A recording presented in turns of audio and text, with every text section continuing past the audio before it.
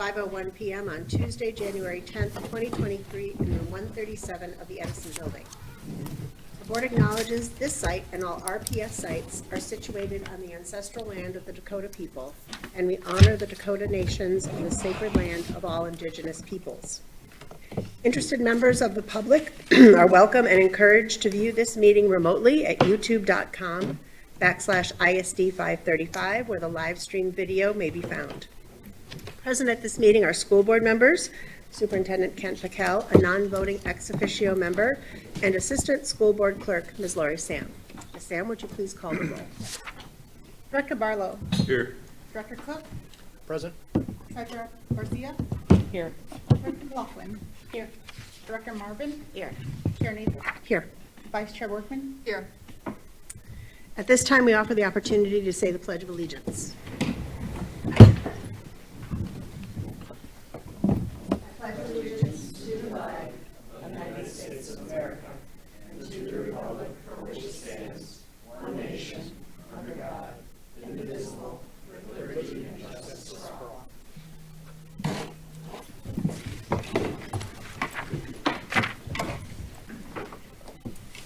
Item 2.01, approval of agenda. Do we have any changes to the agenda? Second. It has been moved and seconded to approve the agenda. All those in favor say aye. Aye. Any opposed? The agenda has been approved. Well, the only item on our agenda tonight is an update on the Student-Centered Deeper Learning DISC. And to remind everybody watching, DISC stands for District-Wide Initiatives for System Change. And this is the first initiative from our strategic plan. We have guests, but I will let Superintendent Pakel take it. Thank you so much. I do want to begin with a brief introduction of two colleagues that are working with us in actually an international collaborative focused on deeper learning. We have a Canadian in our midst that we are excited to share. Not at all. And we're going to loop around and just give board members and the other members of the cabinet that Rod and Elisa may not have had a chance to meet. We, as board members know, are fortunate to be joining a collaborative of school districts about our size in the United States and Canada that are part of a network, the hub of which is the Harvard Graduate School of Education and the work of Dr. Jalmeda. And so Elisa Berger and Rod Allen have come to Rochester to begin to get to know our schools. They've spent the last couple days in our schools and with us, and I was thrilled that they were able to extend their stay to join us for this study session and discussion. So if I can actually just ask both of you just to give a brief 90-minute overview of your bio. And then what we'll do is we'll just whip around and let you know kind of, who's on the school board and anything anybody thinks is particularly relevant. And then I'll kind of set the stage a bit before we dive into our content. So welcome. Thanks. Happy to be here. My name is Elisa Berger. I'm the Executive Director of Deeper Learning Dozen. I spent most of my career in the New York City public school system as a classroom teacher, school principal, middle school, high school, worked at central offices overseeing 250 schools, eventually left the system and started working with JAL around spreading this work of deeper learning to other schools and districts across North America.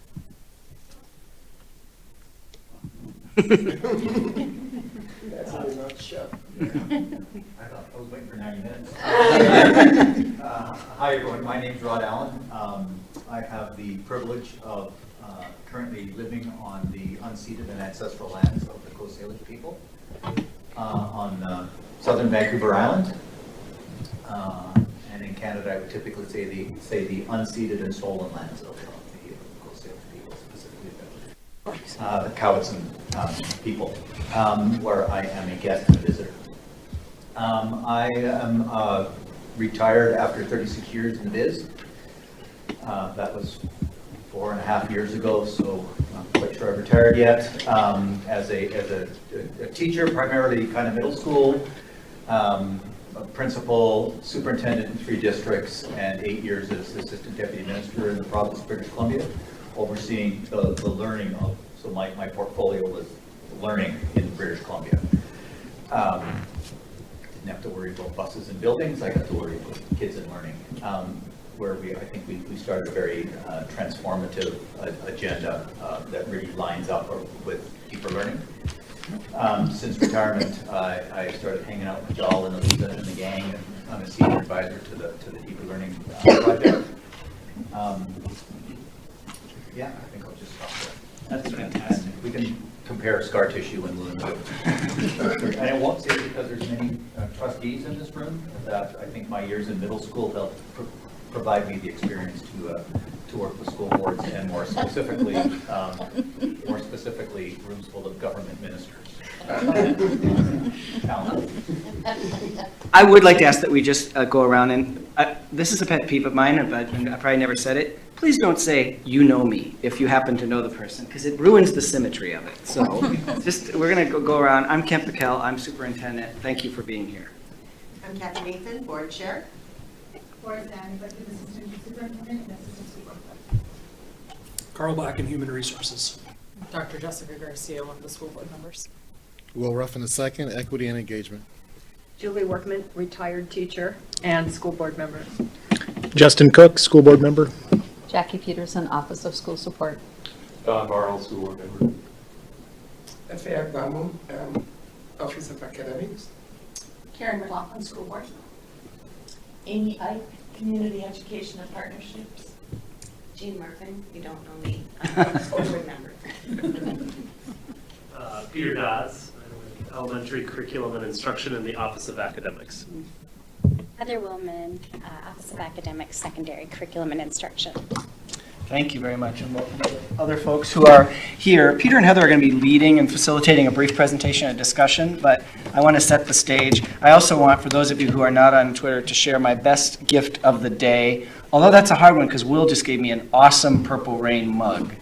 But this I got from a teacher. It's the Snow Day crystal ball. And so our worries are over for how we declare snow days from now on. It's done. Oh, we're going to school tomorrow, so. Much bigger on Twitter. Doesn't it? So I also, Lori and I were looking, we learned a little lesson about materials. We did give board members multiple copies of the Legos, and we did that in the hope that you will begin, as I'm sure over time you will, to share it and to share it with colleagues and others. It's a resource that we're going to continue to tweak. Amy and I were even just now starting to wonder about some of those, but we have done an extensive print run. We'll be sharing it with all of our administrators tomorrow, and then I'll be meeting with every faculty in every school and program over the next few months and sharing it, and then community members as well. And its reason, besides the fact that it's hot off the presses, I wanted to share tonight, is deeper learning really is at the top of that set of building blocks. And we know that the work this board is directed around systems change in many areas is foundational to that work. But at the top of it is our subject tonight. And tonight really is, unfortunately, thanks to the fact that John Carlson, our Chief Administrative Officer, is really sick, a deep dive into deeper learning, since we are not going to be getting into long-term facilities planning. And so we really do have some time to engage and study. And we chose to use the first chapter of a book that Dr. Maida wrote with Sarah Fine called In Search of Deeper Learning. As I mentioned to board members when I first shared this is about high schools. And there's some things that are particular to high schools here, but we think that the broad themes in the chapter hold up. And so we have some questions, but we're really hoping to have this be fluid. And in particular, I've told Rod and Elisa, we really want to take advantage of their presence here as people who are working on this and who have, as you heard, rich careers in this area, so that they're really going to jump in and maybe even jump the line a little bit to engage in some conversation with us. The last thing I want to say is that I think sometimes getting smart about what something is can start most usefully by what it's not. And so when I was thinking earlier today about a short list of what deeper learning is not, it's not learning that is a mile wide and an inch deep, that seeks to get through the whole textbook or even the whole century, even if kids are back struggling with what happened and why was there a war in the 1940s, if you're teaching history. It's not learning that's disconnected from who kids are, what they do when they come into the classroom.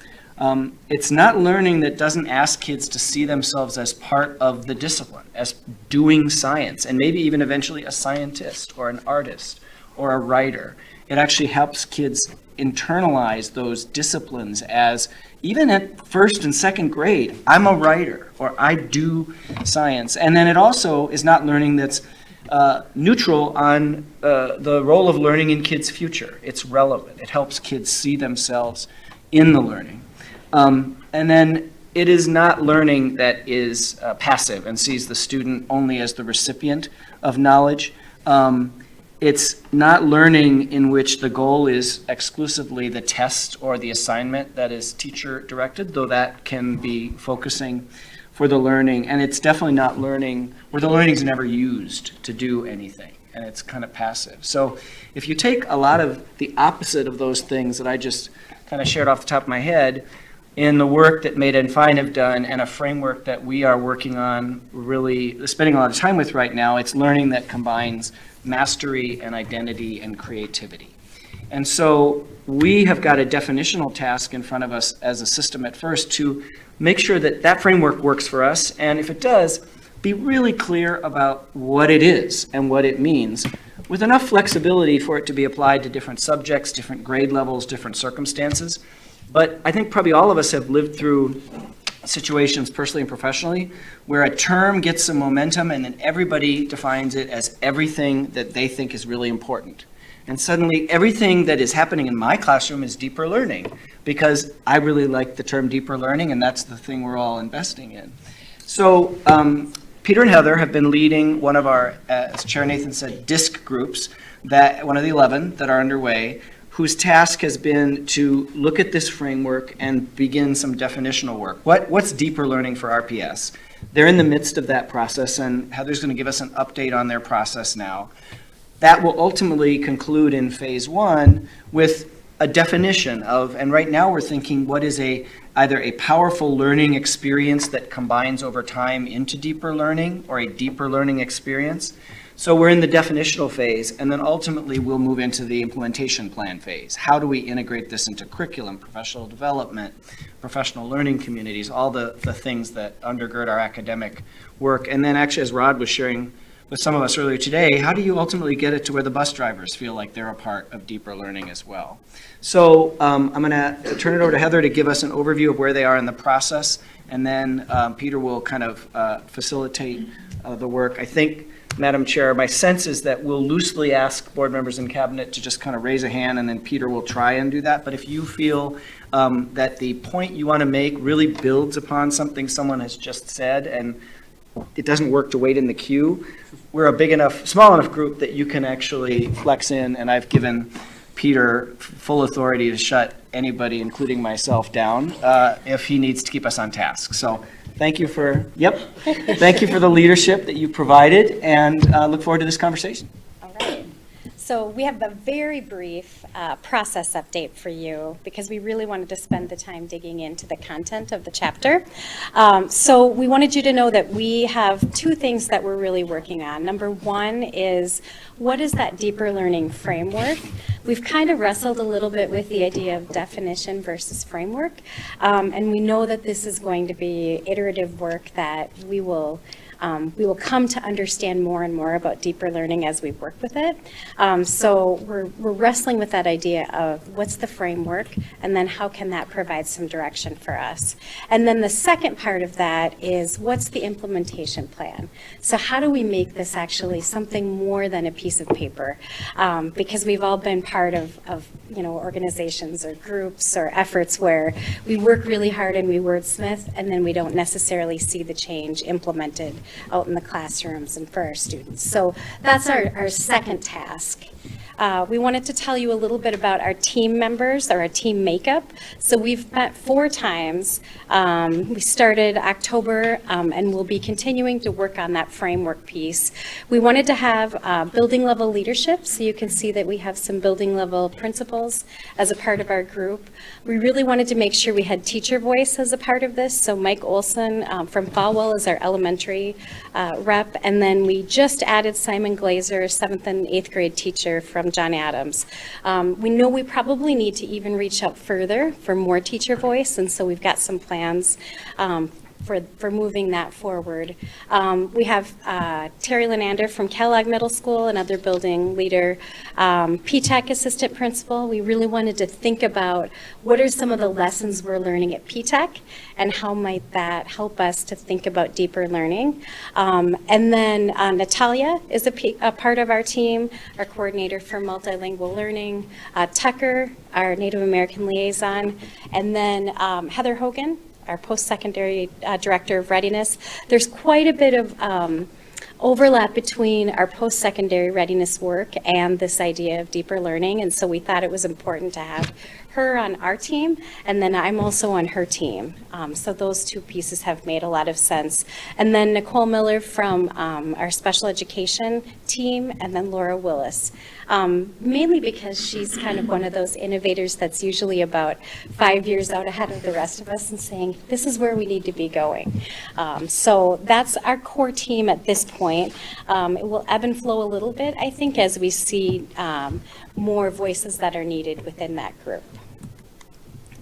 And then just a very rough timeline. So as I said, we've met 4 times from October to January. We're working on that draft framework. We've kind of had some good conversations back and forth.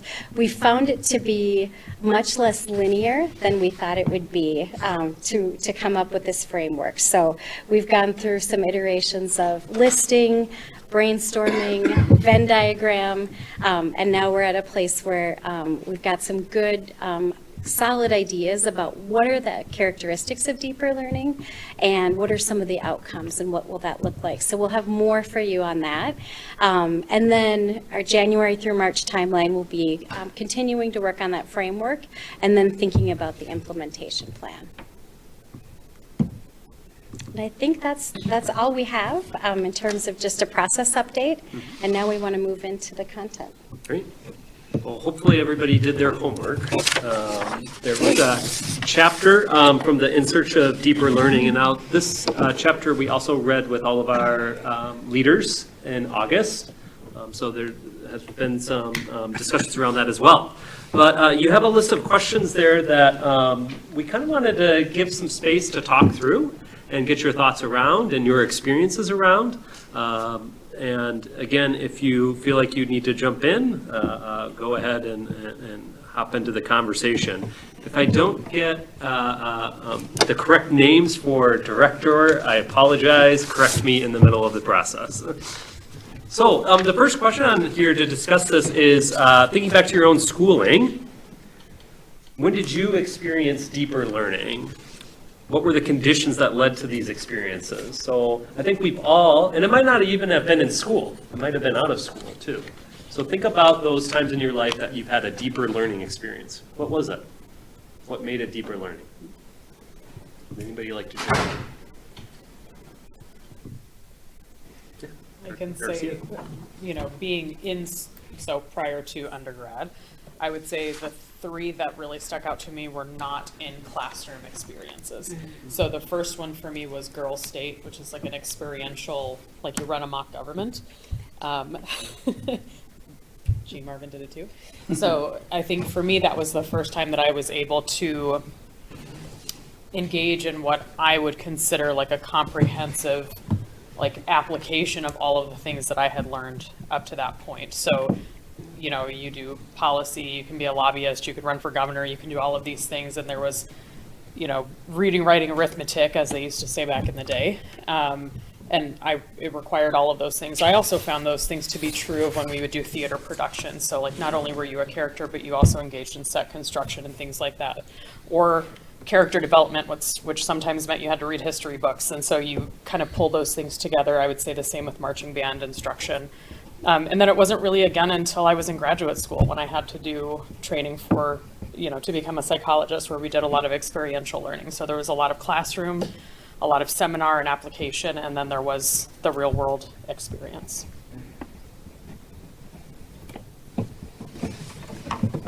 What I heard was performance, was application, or there was some type of performance task. Yes, yeah. Your thoughts?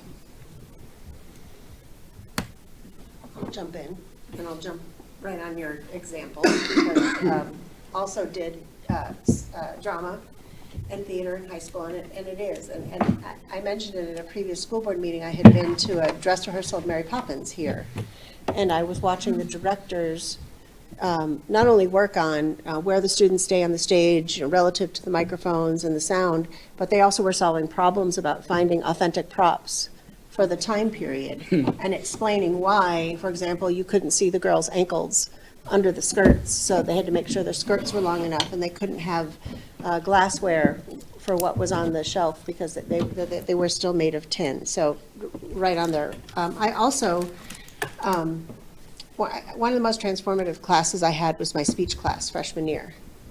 And I, gave a speech, and the teacher happened to be the coach of the speech team, and he came up to me afterwards and said, "What are you doing after school on Thursday?" And it was the most amazing experience, being able to travel and meet you meet other people, you solve the problems that you have to solve in putting together speech. You build relationships with people being on a team. So that to me was a transformation from something that happened in a classroom that made it attractive enough to be something that I wanted to spend a lot of time on. And then I think one of the other ones was my high school job. I was an office clerk in an admissions office at our local hospital, which was uncharacteristic for a 16-year-old to be in that job. But I had great adults there who were mentoring me about being in the world of work and having that level of responsibility and customer service. So both in and out of school, just like Jess.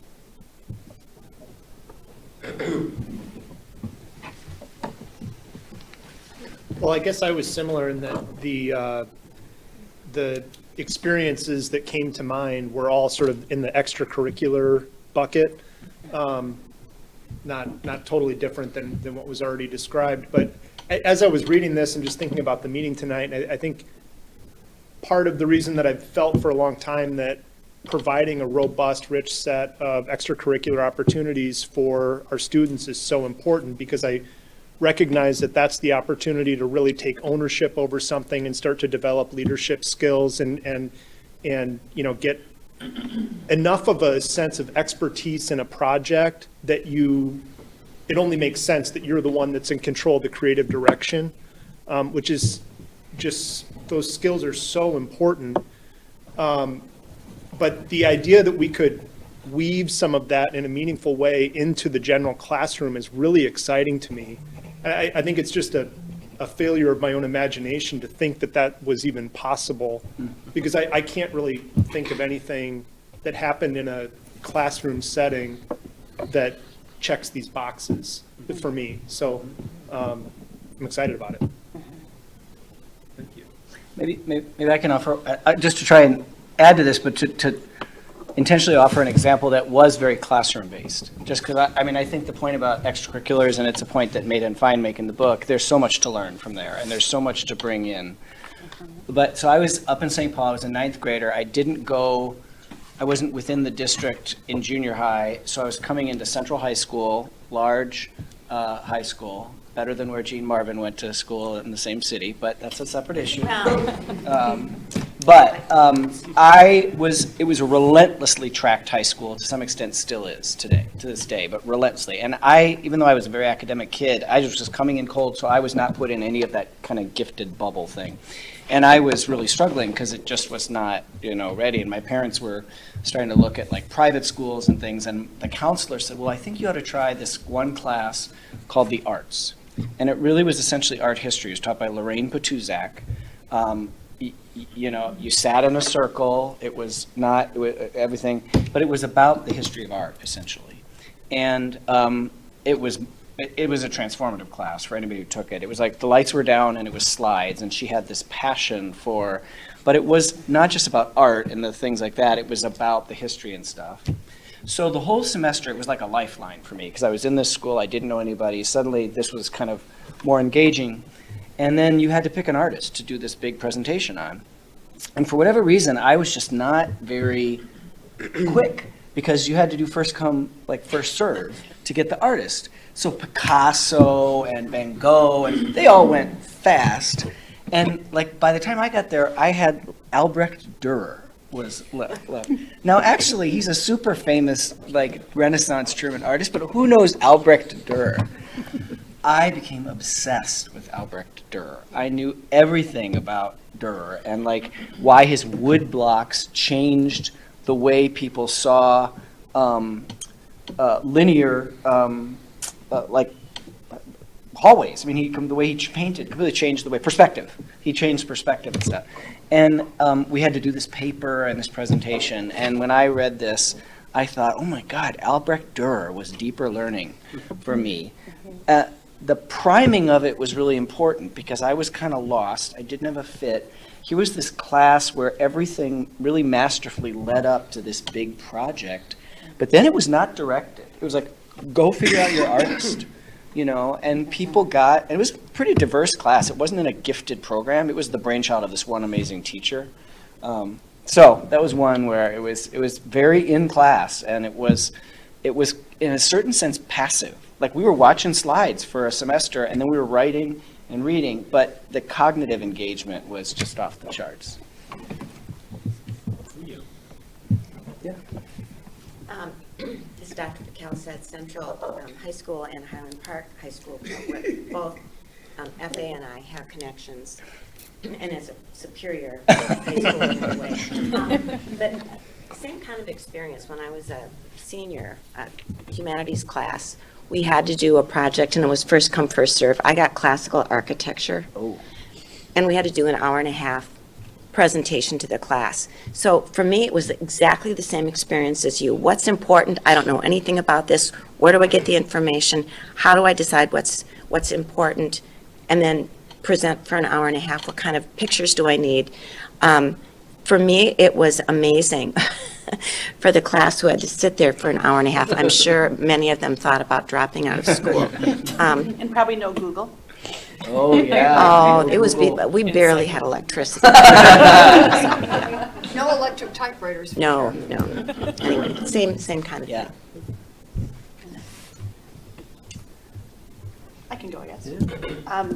So I was thinking about this in sort of extracurricular, but also classroom in the sense that it was the music curriculum in my elementary, middle, and high school, all one school, because it was very small in Wisconsin, that I actually was fortunate enough to have the background in playing piano very young. But my parents are actually piano teachers, so that's how I got that, and that worked out well. So I was able to read music before I could read, actually, and then so when I got into learning an instrument, it was easy because you read two clefs, you can easily read one clef, and you can play multiple instruments if you choose to. So that let me excel at something that I knew a lot about and was able to do. So it was easy for me. It came super easy for me. And then the deepness of it, though, went to the other instruments, meeting older students who needed people to accompany them, those kinds of things, that it opened up so many doors for me in between competitions and performing with other students. It was just phenomenal. The other example I would give actually is more adult learning, but I think it brings in a different aspect that we haven't talked about yet. I took a break from academics and then entered law school as a later adult. And one of the things that my law school really drilled into us was the legal writing aspect of our work. And law school of maybe, 400 students, we had classes of maybe 12 or 13 to do legal writing because it was so important to that curriculum, with a very good instructor who drilled into us, this is the foundation of your future career, and that we need to know this. It's very technical, but it's a skill and an art of how to do that. But it came from the teacher, really just drilling into us how important this was going to be for our futures, and making sure that we were very skilled in that by the time we left his class. And, it had huge implications for my future career. So very lucky to have that experience as well. So, Dr. Workman. Yeah, I was trying to pare it down to several. I think one of the things I experienced in my junior level American history class was, although it wasn't a debate class, we were required to argue both sides of an issue.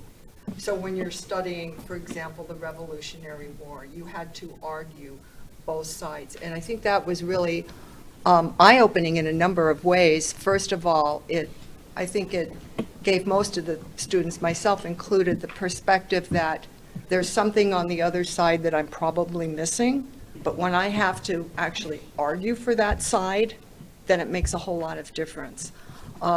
There was that, and then I think the other thing that really occurred once I started teaching orchestra was making an assumption that, kids know what this is. And so in order to really teach them well, I went home and I did everything backwards. Like, this feels terrible. What do I have to do to make it, more comfortable, that realization? So I don't know if that really qualifies as deeper learning, but I think it was kind of a revelation for me at the time.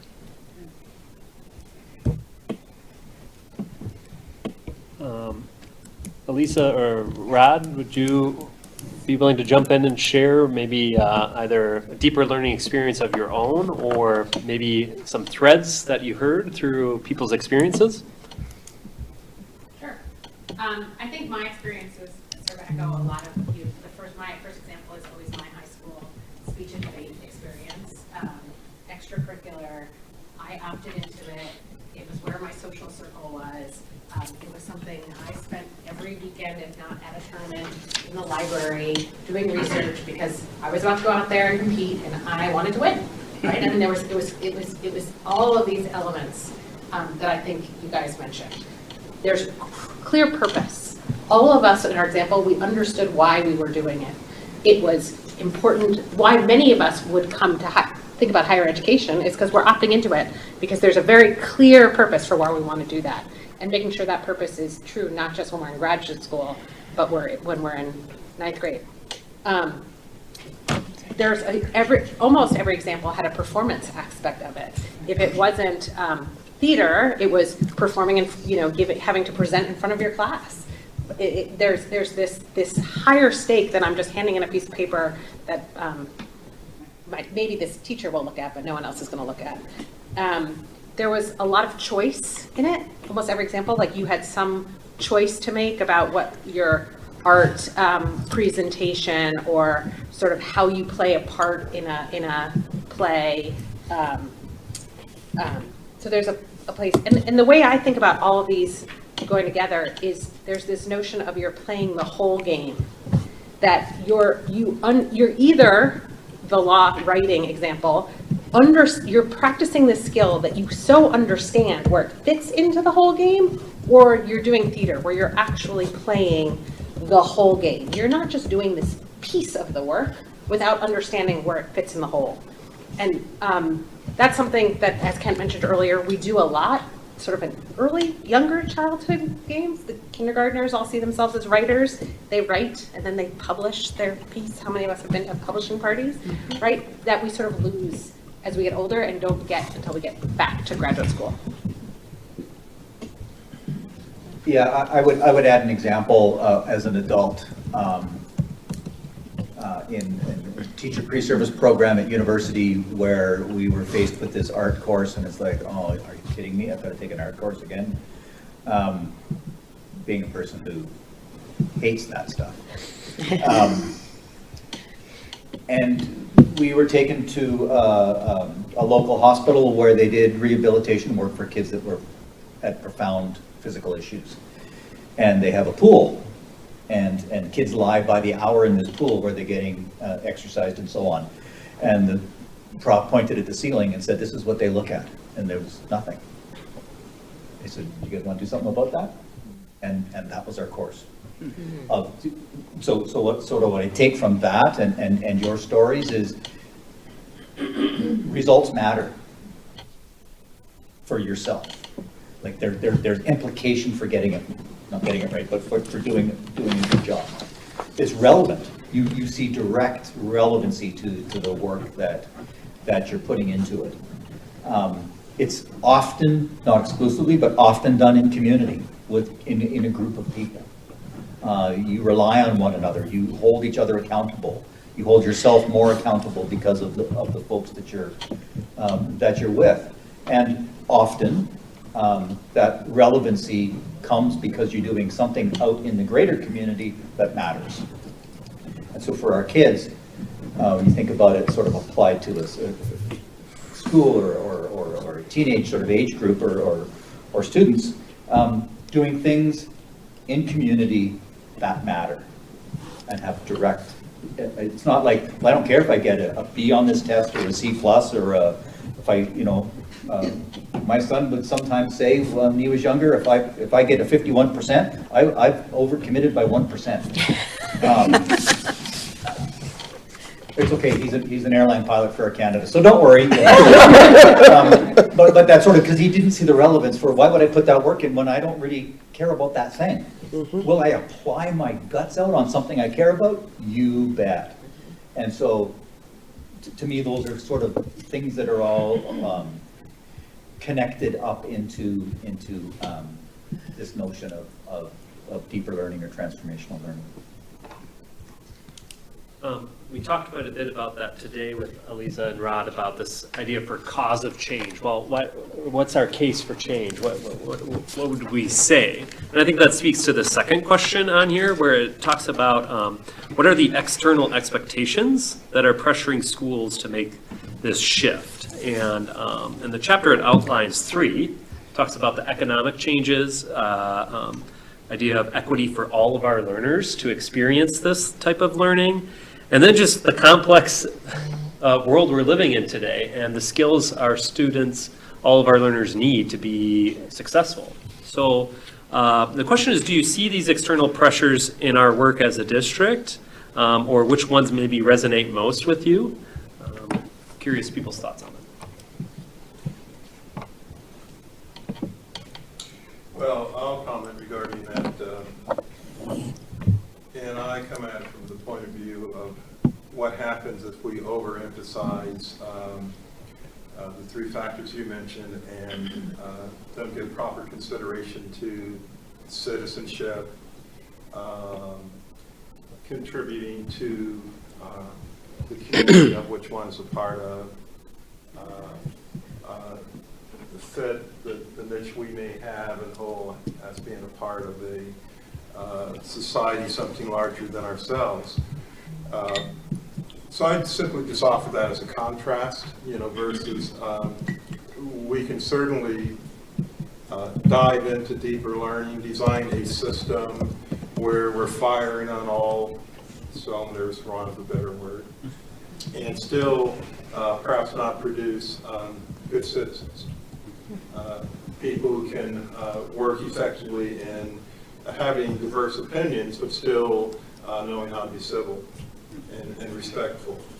And I know you were perhaps looking for something else, Peter, but that's all I have. That's great. Thank you. Can I build on that, though? Yeah, please. I think it's a fascinating point, and as a former social studies teacher, I love that point. I think we could do deeper learning about citizenship if we are intentional about it.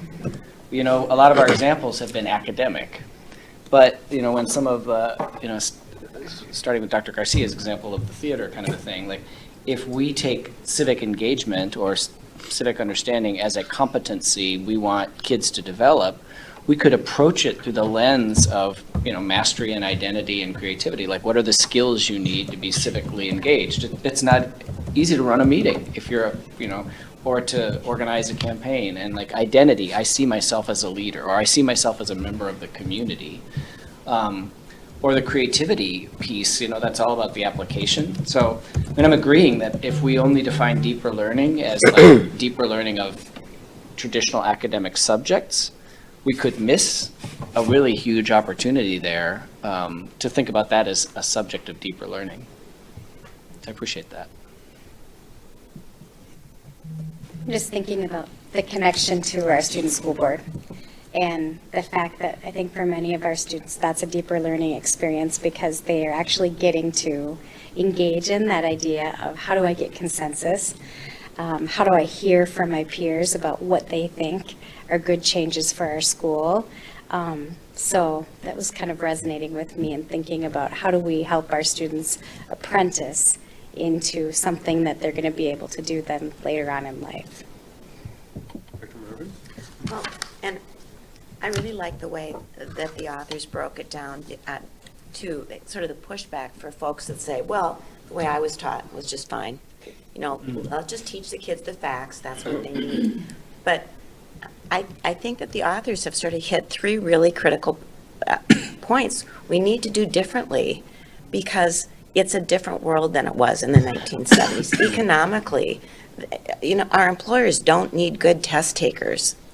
They need workers who are able to provide information, who can create, who can lead, who can problem solve, who know how to collaborate with others.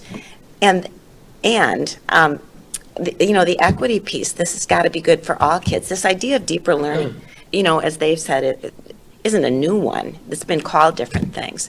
But it used to be just for the gifted kids. This is what gifted education is. It should be for everyone. And so those who believe in equity, well, this is one way to do it. And then the civic arena, I think that part of deeper learning does encourage parents and students to know, and this is something I learned decades ago, it's not just what you know, it's what you do with what you know. It's what you do with what you know. And it's about service learning and giving back and making the world better. So I think that they do a great job of creating the argument, this is why we need to change. It's a different world than it was in the 70s. Not that I was going to school in the 70s. Just if I get a super brief point on the equity point, because to build on the extracurricular piece, participation in school-based extracurriculars since the 1970s in the U.S. has been static for middle and upper income kids. It has plummeted for lower income kids for reasons of pay to play and transportation. It's another, think about how many of these examples for extracurricular, and we have, I don't know what the data says in Rochester. We're going to look at it when we have an update on our school board on extracurriculars next month, but nationally, we have disinvested in extracurriculars for low income kids.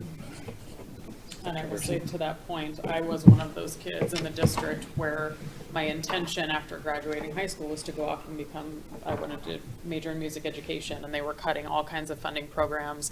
I grew up in a low SES community, and so I knew that that wasn't going to be for me. And I think, so one of the questions about like, do we see the pressures of these things? Yes, and they haven't gone away, right? So we're talking about like the 70s, we're talking about the early 2000s, we're talking about the 2020s, and all of these economic experiences are affecting not only the way that we're able to provide services to students, all of like funding gaps and like having to create other funding streams to fill that gap, that it's also shifting the expectation of what our students need to have leaving here in order to join the workforce or the next step in their education. So I love that they say in 1970s, the top 3 skills employers asked for were reading, writing, and arithmetic. In 2015, they were complex problem solving, critical thinking, and creativity. Thus, the education that would have sufficed in the 1970s will not prepare students for the workforce today. And in 2020 and in 2016 and later for us, it's like the acceptability of a gig economy. Like very rarely now are people deciding like, this is the job that I'm gonna have for the next 20 years and I'm gonna work myself up the ladder.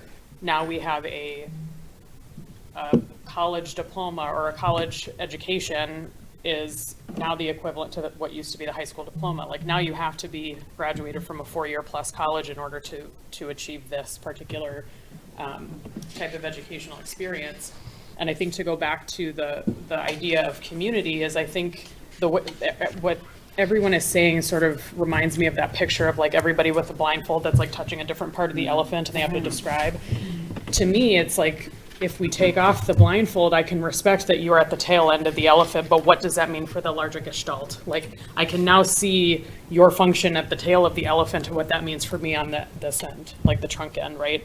And so I also think that the way that our school system was built takes away from, like, the thing that we're saying we need, like that community that like someone can see themselves in the work that they're doing and to understand the larger picture. Indigenous communities were doing that before colonization. And so if we essentially took that away and we added in all of these metrics, like we have to be able to like recognize in this very measurable way that you are who we want you to be rather than like who I get to be within my community. And so I'm not really sure how to articulate getting back to that point, but I feel like the equity in it is to recognize that all of the kids are probably going to need a very individualized learning plan, and we need to provide the community in which that is possible and the support that they need and receive. And that may mean us asking for additional funds, asking for supports in other places. So yes, to the question of those pressures are there. It doesn't always have to mean that we'll break under the pressure. It's just if we recognize what it is and are able to shift in that direction, I think it would be more beneficial to our students. I have kind of a question. So back in the 70s and much earlier, students sat in the classroom in rows of desks, and the teacher talked at them, and they probably took some notes, and then at some point spit everything back on a test. You went from this class to this class to this class. There was very little interdisciplinary connection between those classes, like, you mentioned with your arts history class, or, how does this all fit together? So what I'm asking is, can we take the deeper learning that we want to do and still have it constrained by the kind of structure that we have with how our school day is set up and how our subjects are taught and all of that, so that kids don't feel like they've got just a little different piece of the elephant in each class and they never get to see how it's put together.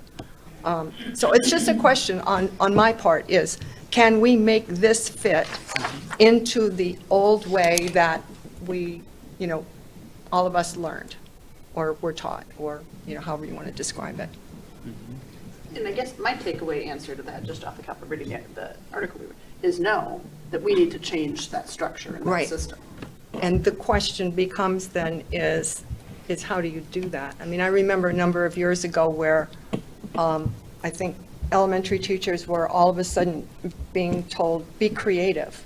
You don't necessarily need to follow this and this and this, but if you've been teaching a certain way for 20 years, it's really hard to shift gears. So how do we help teachers, first of all, see that it's really better to shift gears and then actually have them shift gears and then follow up with whatever mentoring or those kinds of processes that they might need in order to establish that. And I mean, I've thought about this for a long time, like years, and I wouldn't know where do you start, and can you just do a tweak here and a tweak there and hope it comes together, or do you need to play basket upset and start over from scratch?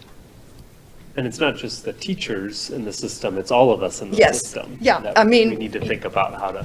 And the parents, well, when I was in school, this is what I learned and how I learned. Well, that was then and this is now. So, yeah, it's the whole, getting this idea to the whole society. Huh? I don't know if they want to speak to their experience in having this tipped system and the work and the achievement, because everything is possible. And so I don't know if you want to share that so that not wanting to disservice with a quick answer. You're absolutely right. So it means a reconceptualizing of the game, of how all the different pieces interrelate. Right now, I'd argue, and yeah, I'm from Canada, but we're not that different really. My healthcare might be a little better. Saying that in Rochester. Cheaper. Oh yeah. Certainly cheaper. We had a system that was predicated on, and I'd say we still have a system predicated on wanting our kids to be the best in the world. And that's got us where we are now, which is a world that's fallen apart. We want, I think, our kids, for me, for deep learning, and for in British Columbia, we've been on this track for a while now, we call it sort of our transformation. We want our kids to be the best for the world. And those aren't the same things necessarily. It sort of speaks to your point about civic engagement and rethinking sort of our priorities. The kids I get to talk to naturally get that. Like they're there. We're the ones that are getting in the way. They sort of figured this kind of stuff out. And they want a different deal. So completely agree there. I think there are ways to go about doing it. It's not a one-year fix. It's not, we're going to implement something and in 8 months we're going to be there. I worked with 5 different education ministers over my tenure in government, and they would all ask me that question, will we be done before the next election? Like, do we get to take credit for this? And it's like, no, we might be done in 25 years, whatever done means. We might be 30. We're on a journey. We're going to start a journey. It took us 250 years to build the crummy system we have now. It's going to take us, hopefully not that long, to reconceptualize that and reconstruct that. Because at the same time, you don't want to, no children should be harmed in the making of this movie, or teachers, right? You have the best teachers that exist in Rochester right now in your schools. We have the best teachers right now in British Columbia that British Columbia has to offer. It's not about fixing teachers. It's not about fixing any of that stuff. It's about transforming with, not to. Right? Like, we're all going to be on this journey together, and we're going to figure out how to do this. Keeping those big goals in mind. And the last thing I'd add is, and somebody quoted, I think you quoted Andreas Schleicher, whether you knew that or not, Andreas, who runs the OECD education end of the business, who says, it's no matter what you know that matters. It's no longer what you know that matters, it's what you can do with what you know. And test-based systems are really on what you know, not how you can apply it. And the other thing that he tells us, and OECD is all over this, and they run the PISA testing across the planet for 14-year-olds, is that schools typically have focused on routine cognitive tasks for kids. That's what schools are good at, teaching and testing, routine cognitive. What's the work that's getting computerized? It's getting moved offshore. All those routine cognitive tasks. How many bank tellers do you know anymore? They're all inside machines. Or if you pick up a phone, they're somewhere else. Because you can move those offshore. So the business of schools needs to be shifting from those that focus on routine cognitive. Is there still a place for that? Sure. But we need to shift the balance of our equalizer and really be focused on those deeper learning, higher order kinds of things that our employers, I'll guarantee your employers in your communities are saying exactly the same thing. We need kids who can think. We can teach them factoid that they need to know. We can teach them that. But we need kids who can think, who are self-motivated, who have grit, who know how to work together and collaboratively in challenging situations and in multi-ethnic groups and multicultural groups and all those kinds of things. That's what we need. Sorry, that felt like a rant. I apologize. Thank you for being here. Peter, I know the question was about external pressures, Yeah. but I think one of it's not new news, but the authors sort of drove it home, and we've seen in our own panorama data about student engagement. I think in all the data that we're seeing on student engagement, the students are telling us they're not engaged, their voices aren't being heard. But the quotes about when they took the survey relative to this work, we've heard it in even our own engagement with students. So I don't know if we consider that an external pressure, but I think that's the strongest internal pressure, is that the students are telling us the house is on fire. So. I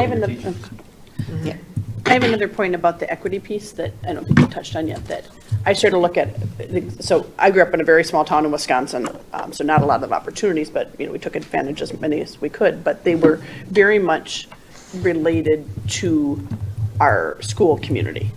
That's where there were no other opportunities other than things connected to school. And I look now as a parent of a teenager, young adult, that Rochester, those opportunities are in the community before the kids are even in the school. So I think our experience here is quite different, and I worry about the equity of that, of kids who aren't starting in the hockey or the dance or the soccer as little bitties.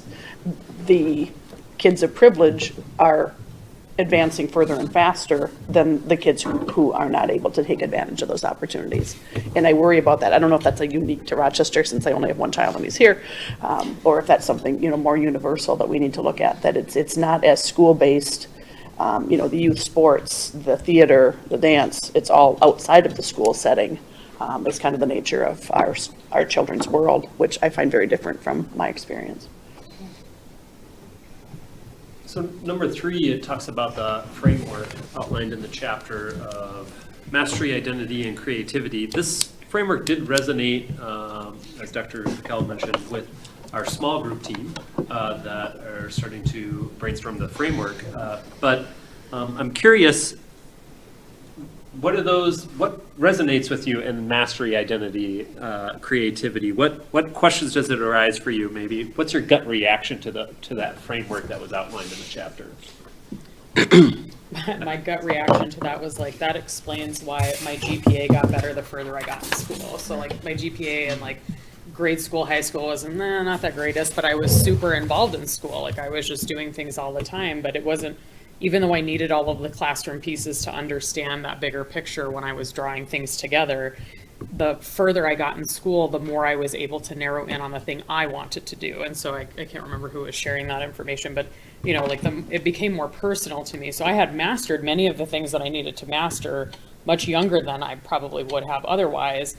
And it didn't matter in the regular classroom necessarily until I could identify with the thing that I was doing and then be creative with the thing that I was doing. And so I think for me, it helped me to understand that sort of like narrowing in. Like it just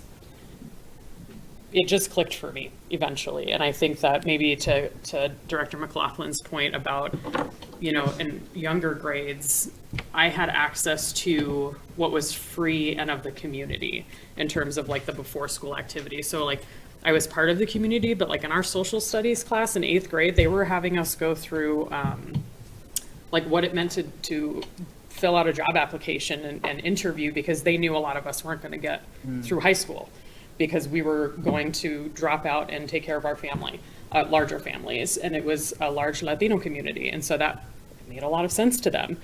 So instead of the other school parallel to us, the other district where they were going on all of these very fancy field trips, we were learning how to fill out a FRIES, or our version of Hy-Vee, essentially, like Harris Teeter, whatever. We were learning to fill out job applications, how to dress and behave in an interview, because many of us were going to be interviewing probably between that 12 and 14-year-old age, so that we could work from our mom and pop shop and then just be working the rest of our lives. So I think it is so important that we engage like the community piece, and I think that our district does an excellent job of that right now, and we could still be doing better. Like I think the community emphasis and support, we see that absolutely in our community schools, and I think the 3 elements that they're talking about, the mastery, identity, and creativity, I see that in things like P-TECH, and I see that in things like our community education initiatives. And so how do we replicate that for everyone? I think to Jean's point about like the way that I can't remember exactly how you phrased it, something about like, this is how we designed like education for gifted students, but we want to do that for everyone, that very specialized and attainable goal for all of those kids. Like, I think there are many ways that we're absolutely doing this right, and I'm seeing a shift into a greater like ability to get kids and their families to feel like there's mastery, identity, and creativity here. And so I think recognizing those aspects that we're already working on and continuing to do that, I think would be helpful. Like I would love to see that in even just like a kindergarten classroom, right? Or like a random 9th grade homeroom, that it would be nice if that was present throughout. And Peter, under this section, perspectives on deeper learning, student engagement, piquing one's interest, I think for me is the key aspect of how we're able to move toward that mastery, identity, and creativity, reaching the students where they are, allowing each of them, sharing the belief or possessing the belief that each of our students are more than competent, able, and then encouraging the students to acknowledge that for themselves. I might as well roll out before we get to it the instructional guidance system, which includes the teacher-student curriculum interface. It's just important, I believe, to have that expectation in place so that if that is the desired goal, you know, mastery, you're talking about defining, Heather, defining the definitional aspects. Well, are we going to define mastery as well? I mean, it's important that we can reach the point and place where our students, and that may be different for each student, you know, what mastery looks like. Okay, what sense of identity, purpose, value looks like, and then the creative aspects as well. For me, a parent of 6 children, a grandparent of 20 kids, it's important. I have 4 daughters, and they like to debate who Dad's favorite daughter is. And I haven't yet mastered that, but I try to be creative and allowing each of them to know they're equally loved and that their identity is unique in and of itself.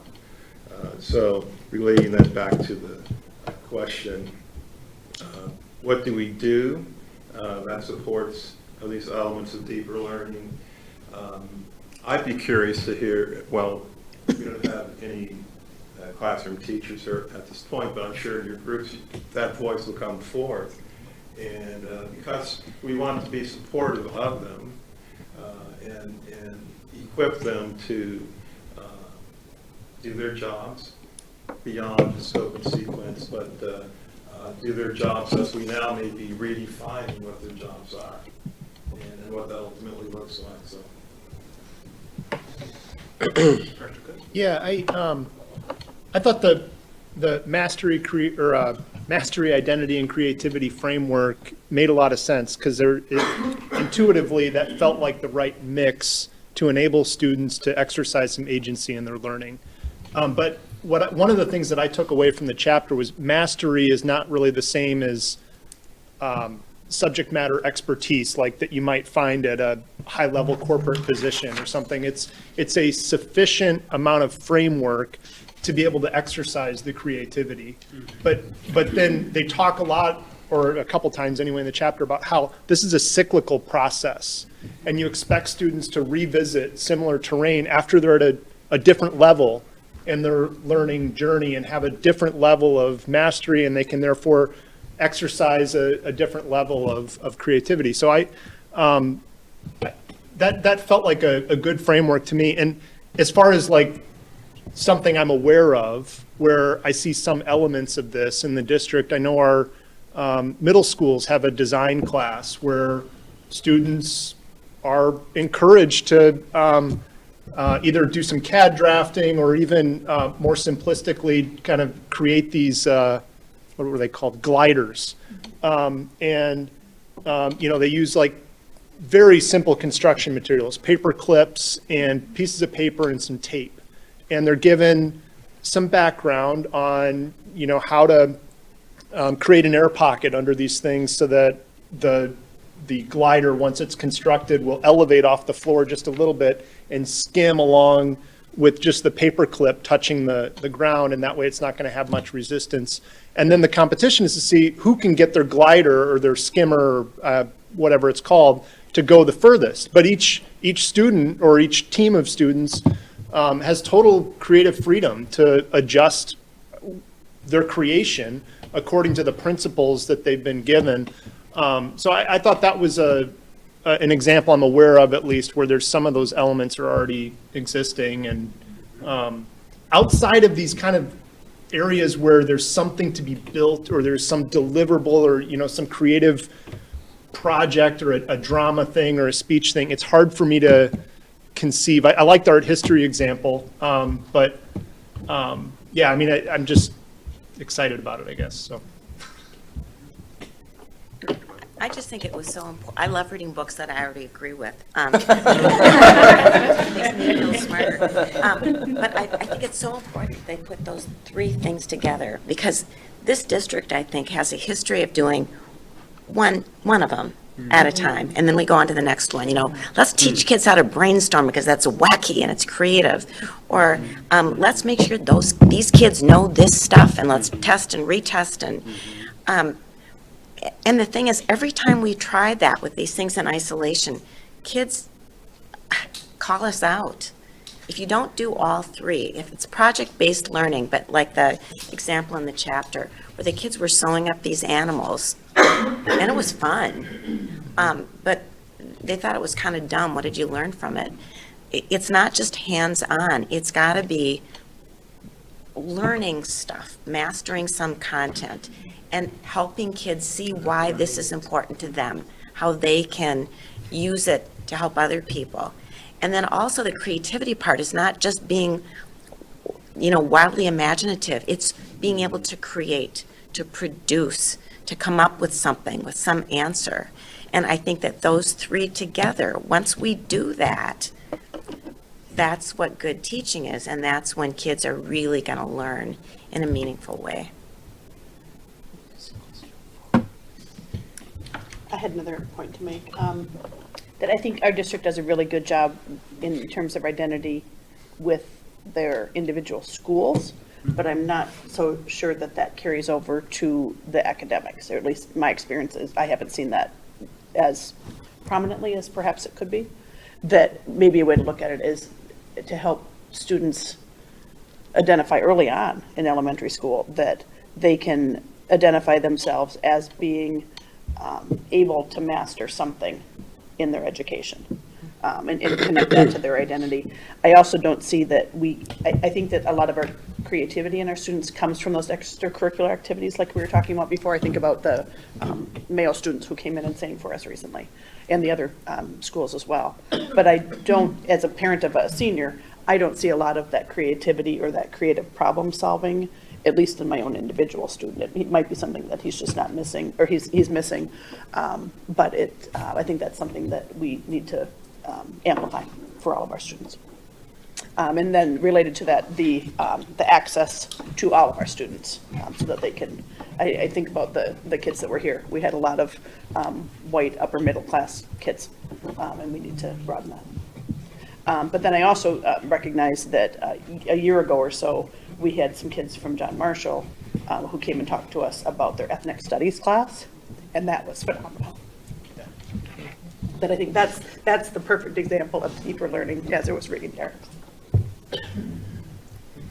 So the next two questions kind of go together, I would say. 4 and 5, it's just really what it's getting at is talking about these pressures on our system that maybe get in the way of this work. Maybe it's that, why do we do a mile wide and inch deep? Why do we know where we want to go, we know why we want to do this work, but the reality is different. We want it to look like this, but we're here. Why is there this maybe gap, or what are the pressures that cause these things to happen in our system?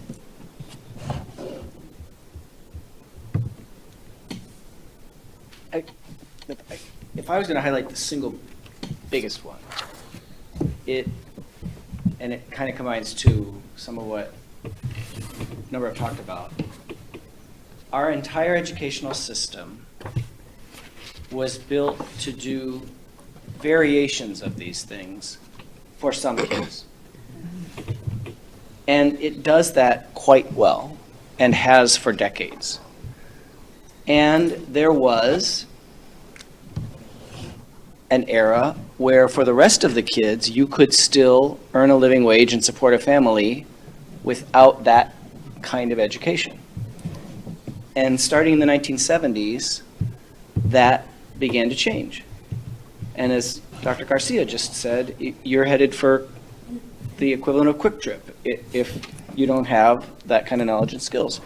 In the United States and many other countries, that inequity runs along lines of race, culture, language, and other forms of difference that further reinforce who the system works for. And so I think when Dr. Marvin says this is kind of what the gifted kids have been getting all along, I don't know that I've ever said this before. I hate the term gifted education. I don't believe it. I think it's destructive for the kids who are labeled as it and kids who are not. I want to stop having us use it. Later discussion.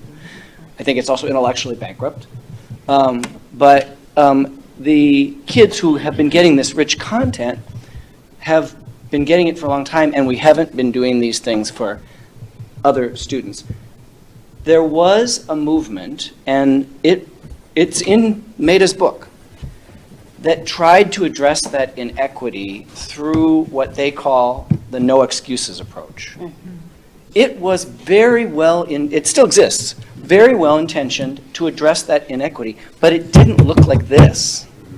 You know, it looked a lot like harder, faster, louder, but with some other very good things. High expectations, sometimes very culturally responsive, rooted in community, but it wasn't this kind of what the gifted kids, got. I think the opportunity for us to take an equity lens to this kind of approach, it's exactly like what Director McLaughlin was just saying. We heard it from those students talking about ethnic studies at John Marshall, but that was a very intentional, different approach in the curriculum seeking to engage all kids in this kind of learning. So I think the biggest thing is the economy didn't need this kind of these kinds of abilities for all kids. So our schools were not built to do that, and we haven't changed the schools that much, but the economy and society have changed dramatically. And I would remind us of that what those students asked for, they wanted an ethnic studies too. Yeah. They were clear about that. I haven't forgotten. Yeah, for sure. And I think our students will tell us, right? We're planning for a new teacher training on Tuesday, and we're having the students co-create a session on, what does it feel like to be in a classroom where your identity is affirmed and you feel really seen and heard. And it's been such an interesting process to involve students in that creation process because they can tell us what they need and what they don't need and what that looks like. So I think that's part of one of our entry points is to listen to our students. I think we're getting better at that, but I think we have more opportunity around that. I should probably say one thing. Because I don't like the term gifted education does not mean I don't believe in accelerated learning. So it's a terminology thing, so I don't want, Jordan, somebody, superintendent comes out against gifted education. It's a terminology thing that implies that it's a gift for some kids and not for other kids. So apologies, but I do not want to make you confused on that point. That's how rumors get started. You just gave them the soundbite though. So. Okay. I think too, to Dr. Pakel's point, is that the primary emphasis on standardized assessments, and as a psychologist, we use them all the time, but I love to write in my reports, but this does not capture all of the things. So it will tell you this IQ, it will tell you how they're functioning in these very different ways or types of intelligences, but that is not the whole picture of the student. And I just don't think that we've been able to conceptualize, how do we quantify or operationalize things outside of a standardized assessment so that we can still say, look at how we're performing, give us more money, please. And I think that the history of public education in this country was founded on elitism. And so it was how can we teach you these mathematics skills in Latin so we can distinguish you from the other people we don't want you to be. So it's teaching them into an us versus them framework, whereas now we're trying to undo all of those things and we're trying to make it more accessible. So I think that our history we have to reconcile with, and also I think moving away from standardized assessments only, and also the uncomfortable part of yes, we do need to have clear objectives and goals, and how do we non-quantifiably engage that, or how do we create that? And maybe that's part of what Vice Chair Workman was talking about we're dismantling the entire system. Maybe I just am lacking the creativity in figuring out what that looks like, but it's necessary. Well, let's take a crack at it. I think that's number 6. 6 and 7, 7 talks about at the end of the chapter, they outline some potential steps to take to start to do some of this work. But really number 6, I think, particularly the last sentence in the quote, if we want more deep learning, we need to change the system. And that's popped up a couple times. So what is people's reactions to this quote? What kind of changes would we need to make to give space for this deeper learning?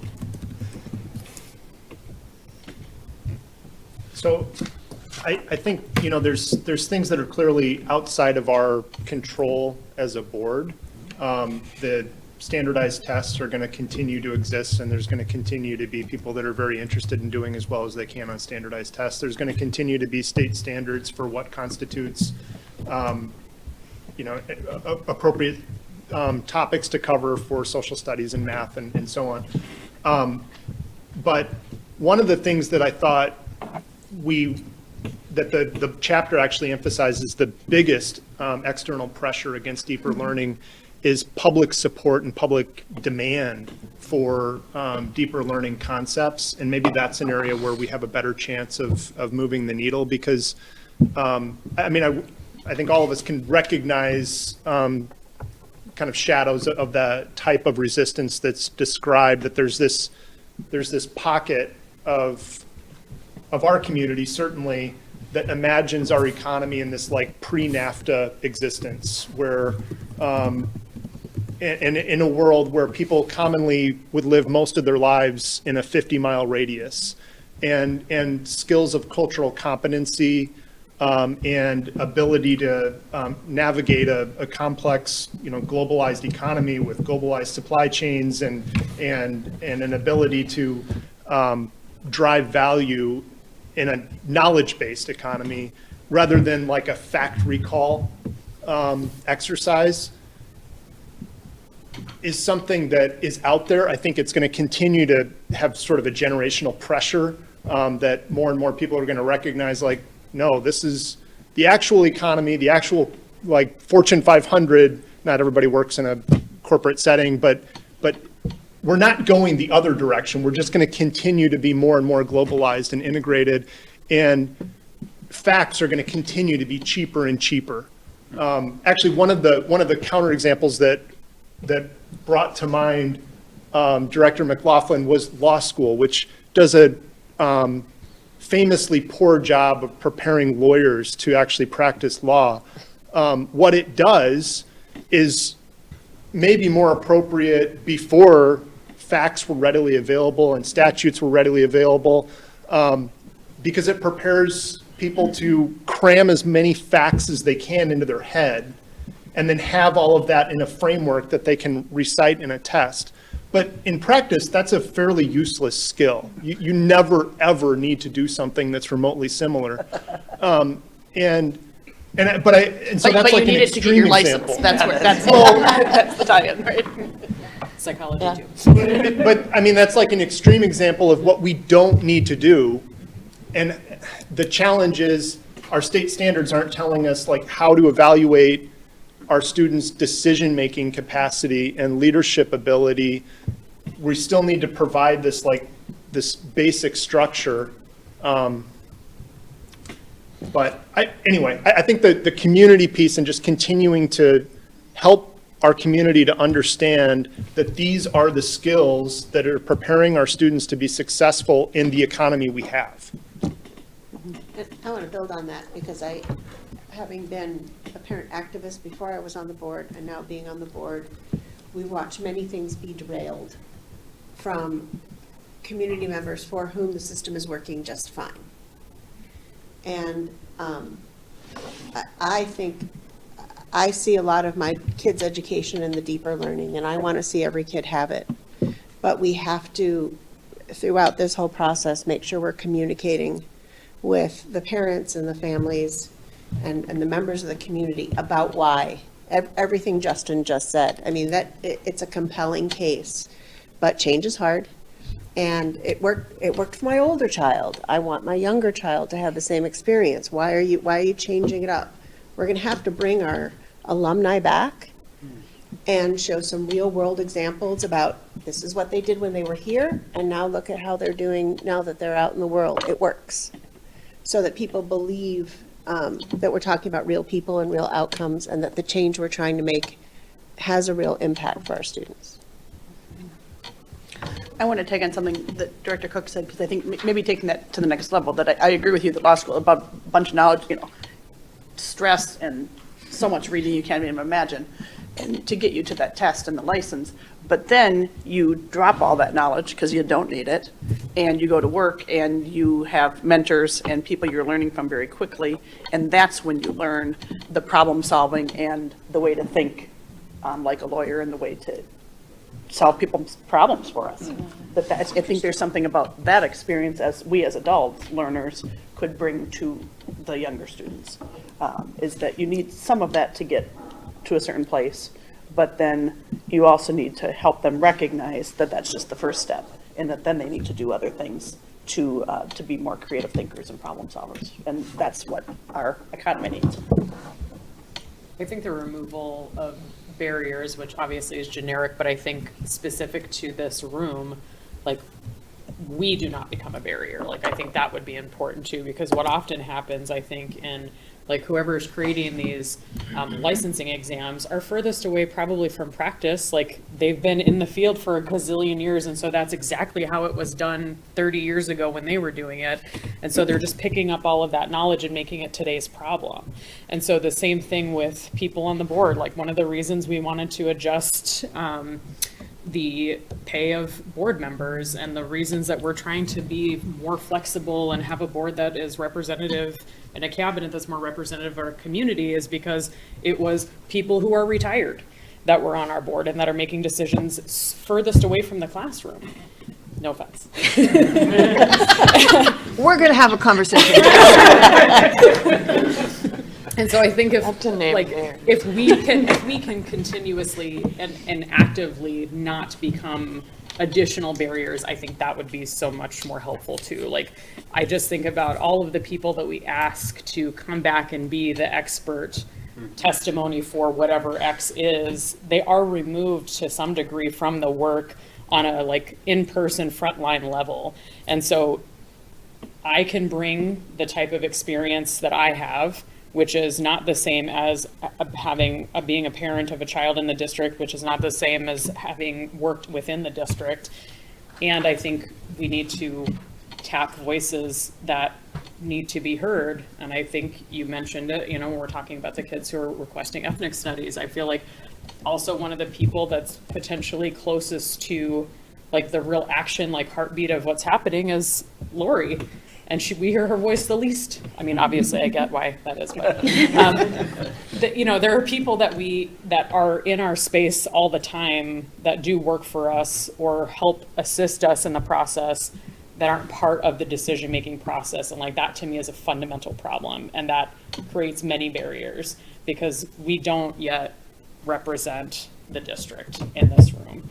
And so I think that in addition to the other barriers, which to me primarily are economic, I think we can work in a coalition of schools to bang down legislative doors and ask for the money that we need to support our students.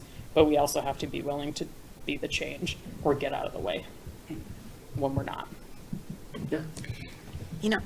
I think one of the other roadblocks is that we reward students for learning, and sort of as a byproduct of that, teachers for teaching well by assigning grades. And we've always done that. And it's easy to grade objective tests where there's one right answer. And the irony is we keep giving those tests, statewide we keep giving those tests, standardized tests by definition are one right answer. While at the same time we're teaching students there are lots of possibilities, lots of answers. So it's sort of hypocritical that way. I mean, it's easy to teach to the test. But I'm just so I think that's part of it, the whole grading thing. And somebody had mentioned this before. I see a lot of deeper teaching going on in our schools. It's not consistent. It's not every classroom. It's not every teacher. But a lot of people have been doing this well for decades. And part of the way they do that is by providing an audience that's not the teacher. And somebody mentioned that. So you're gonna create a publication and your audience is the school, or you're gonna do a project and your audience is this group of adults, but provide a real life audience that's not the teacher. And that's where you get the feedback about something that you've learned that's well done. And that's not real hard to do, but it's hard to grade. Before I turn it back over to Dr. Patel, I did want to make sure to put our guests on the spot one more time, if that's okay. You know, what are the guiding questions that we need to maybe be thinking about as either a board or as a district as we start this work? Like, what are the questions that we kind of, you think we need to consider wrestling with as we start this journey? Pretty sure that's an Elisa question. I love working with Brad. I mean, I think you guys have raised a lot of the really critical questions. I think there's the one that I've been hearing a lot that I feel like is a real nugget is, are we willing to change the system? Are we willing to do this very hard work? Because it was sort of said by a few people, it's not about changing the teachers.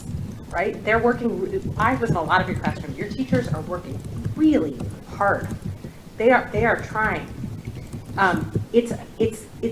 We're gonna help them change their practice, but the whole system has to be changing around them. So are you in this room willing to sort of engage in rethinking your system? Nuts and bolts. It's hard, it's long, it's sometimes uncomfortable. This is the pep talk part. This is the pep talk. It's exciting, it's transformative, and I do deeply believe it is one of our critical equity strategies for enabling every kid in our system to be successful. In Canada, they say, we want kids to graduate with dignity and opportunity. And I sort of feel like if we could transform all of our school systems so that every child graduates high school with dignity and opportunities, we will have done our job. And I hope we will.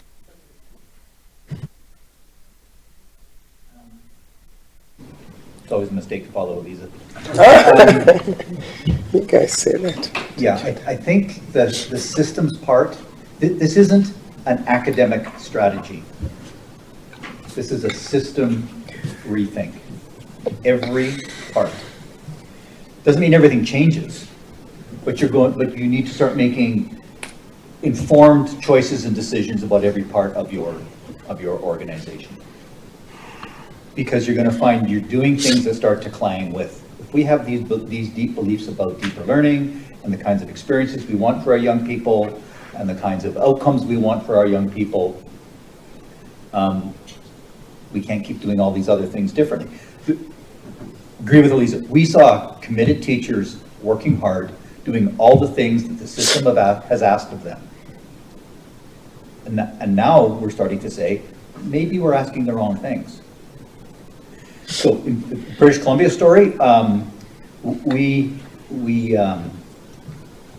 if you look at PISA results, British Columbia was in the top 5 of PISA for the last pile of assessments. We do really well on PISA. And yes, we were number 1 in reading, beating Singapore the other year. But anyway, it's not competitive. It's not all being number 1. What we started to realize was that's not what it felt like in our schools. We had this growing angst that we were not preparing our young people appropriately. Part of that angst came from them telling us, I don't think this is working for me. Institutional bypass, kids stepping out of the system and working around it. Employers working around it. And this is the same conversation happening in post-sec. They might pretend it's not happening right now. Trust me, it is.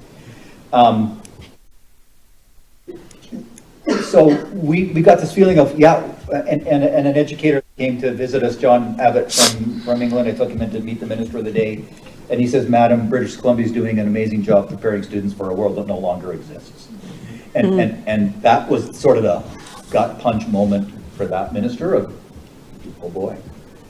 So we have to think the long game. What is it that we need to be thinking about doing differently? I was in the ministry at that time, sort of in charge of all the learning stuff.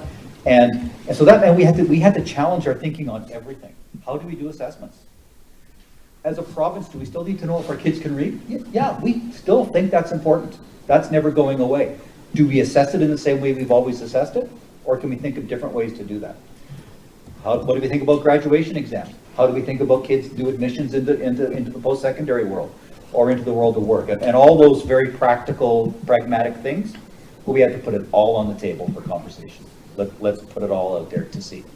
One of the things we did like to the comment about assessments, yeah, because we ultimately got rid of them all, but put something new in, is while we were in this building process, the early years and middle years of our transformation work in BC, we kept the same provincial assessments. Because we could point to those and say, see, while we're in the midst of all this, our kids are still reading or at the same level or better. Our kids are still improving in mathematics. Our kids are still able to, so those assessments validated, we still know what we're doing. We know how to teach kids to read. We know how to teach kids to be numerate. We know, while we're kind of felt like we're taking our eye off the ball because we're going to this deep learning world, because it's really not taking your eye off the ball, it's really getting your eye in, your head in the right game. I've mixed about 9 metaphors there, and I apologize. So it's the realizing that you can't do this in a factory, and your schools are factories. My schools are factories. They were built as factories. You can't do that. Our Indigenous folks have known forever, you can't teach kids in a factory. So what in BC, where our transformation agenda is tightly tied to our reconciliation work with First Peoples, because there's so much to learn about, you don't teach kids in a factory. It needs to be strength-based. You need to know who all of your kids are. They need to do work in community that matters. Like all those pieces that we talk about, that Joel writes, theoretical books about, go find an elder in British Columbia. Tusilum would say all the same things from a very different perspective, but it's all the same work around grounding the work. That said, I think for you to take this on is brilliant. The big thing that in BC that we really had to take on, that we really had to work on with this was courage. Courage to hold the course. You're going to start a journey and you're going to go, well, I thought this was like step 1, step 2, step 3, and we're on step 45 and we're not there yet. I'm like, did we get it wrong? Nope, hang in there. This is a lengthy process. It will be iterative. You'll do things, and you'll learn more, and you go, oh, we thought that was a really great idea. It's now kind of just a pretty good idea because we've learned a bunch more, and we're going to go deeper over here. Minister Abbott would say the courageous patience. You need courageous patience at the same time as you need the fierce, what's the word, it's late, the DC time, it's early, yeah, it's courageous patience to play the long game, but also recognizing that the longer it takes, can you afford another generation of kids not to do this? Can I look at my granddaughter, who's almost 2, and go, I'm not prepared to let her squander her educational years. Not on. So you need courage to play the long game, and at the same time this fierceness to say, we're doing this now, we're not waiting. We're going to start, and we're going to take step 1, and then we're going to take the next step, and then we're going to keep working on this, and trust each other. Trust your teachers. Trust your kids. They're going to give you great advice, and trust each other in this room, and embrace the challenges that you're going to get from people going, really, have you thought about this? I thought about that. They're giving you great information. Yeah, I just think you're in for a fun time that's super meaningful. I think if you talk to and I'll shut up now, if you talk to educators in BC who we've been sort of on this track for about 10 years, they would say it's the best 10 years of their educational life that they've ever spent. And it's also the most challenging, and it's the most exhausting. And there's more tears going on in that province as we're sorting through it, but also more sense of we're getting this right. But the system, so it's not about changing others, it's about changing yourself. Transformation only happens to you. You can only transform yourself, you can't transform others. It's not about mandates, it's not about hierarchies, it's not about crap flows downhill. It's about building that collective will to significantly shift stuff. And you will have a Made in Rochester School District solution to this. It will be different than BC's. It will be different than Abbotsford, British Columbia. It will be different than everywhere else. There'll be a lot of similarities, but you're going to do a Made in Rochester solution that works for you guys. Wow. Exciting. Thank you. It's been very interesting. I said I was going to come in as a listener today and take a lot of notes. I've always asked myself, why is it that we are struggling with finding cure to certain diseases, cancer and the rest? And I keep going back to this British woman who spent almost 30 years in Korea, and she went in there thinking that she was going to go teach the Korean population English. And then she found out that because she allowed herself, she learned a lot more from her students than she went there to teach. And she spoke about all of this. It's a pretty rich TED Talk. And then she ended up by saying that we're always in search of these diseases, and we forget that the cure to these diseases could be resting in the minds of the students that we're not challenging, in the minds of our bilingual students, and in the minds of the students in regular ed classes. And she shared an example of this scientist in the UK trying to put some formulas together to come up with this cure. And then this German guy showed up and said, what you're trying to put in here does not exist in English. But if you put the formula this way, you're going to find the solution. Bingo. And so what she was trying to do is getting us to believe that if we invest in every child, and that whether they're bilingual or trilingual or monolingual, and they are regular, they're not in gifted, they're not in challenging, and that if we invest, and in this case, engage them in deeper learning, we will find solutions to some of the problems that we haven't been able to.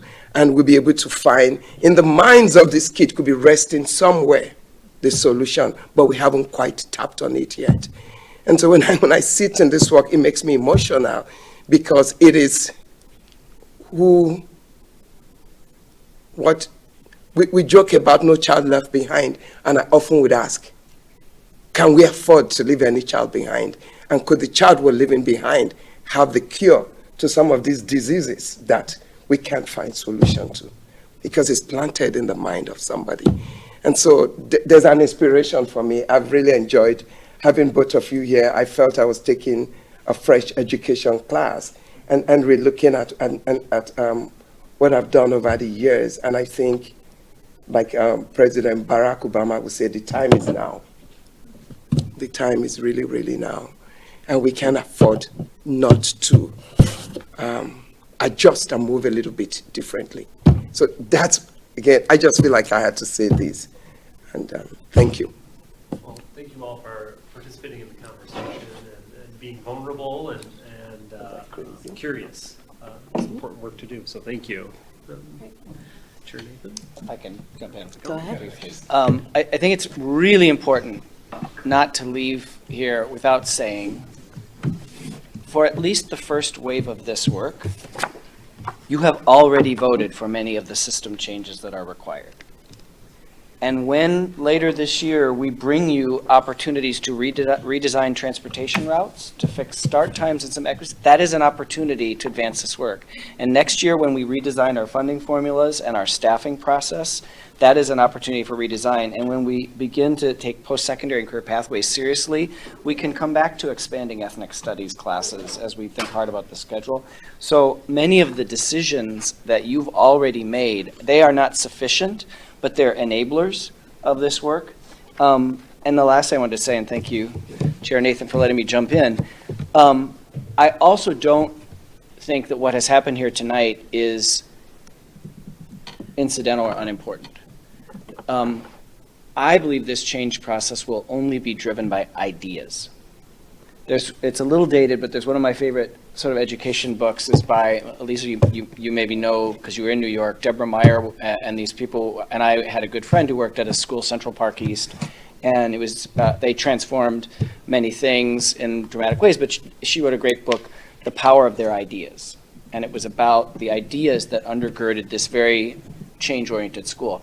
The power of our ideas and the ideas we're getting from the Deeper Learning Dozen and from this research are also central to this. And all of us as leaders, and especially as board members, if you're embodying these ideas, that is as important, I think, as any of this system stuff, all of which we also have to get right.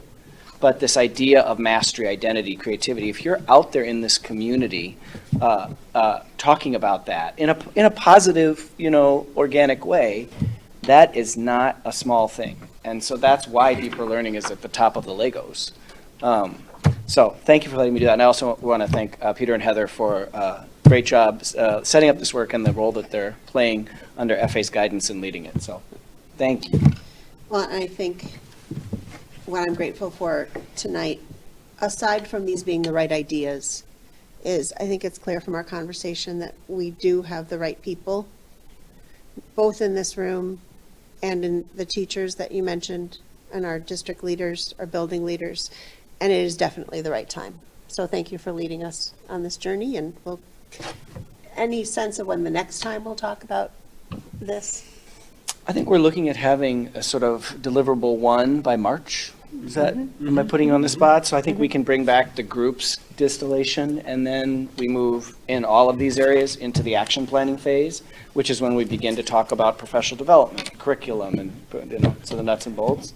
So I think we could look at the ABCD for another discussion to hear about where you've all landed by that point. So it's not too far away. Thank you. Thanks to everybody. Okay, so just a few more business items. The next item on the agenda is the ABCD updated. Are there any items a board member would like to bring for consideration on a future agenda? Good, hearing none. The next item is 5.01 board questions and responses. This is the area of the agenda where we usually list the questions and the answers from this meeting. There were none for the meeting. I think we handled it here. So that's why you will not see questions and answers in that section. Upcoming meetings. Our next regular meeting is January 17th at 5:30. We have a study session on January 24th at 5 o'clock. We're currently scheduled to have a public hearing on field trip fees on February 7th at 5:30 with a regular meeting immediately following. And unless there is any other business, this meeting is adjourned at 6:43 p.m.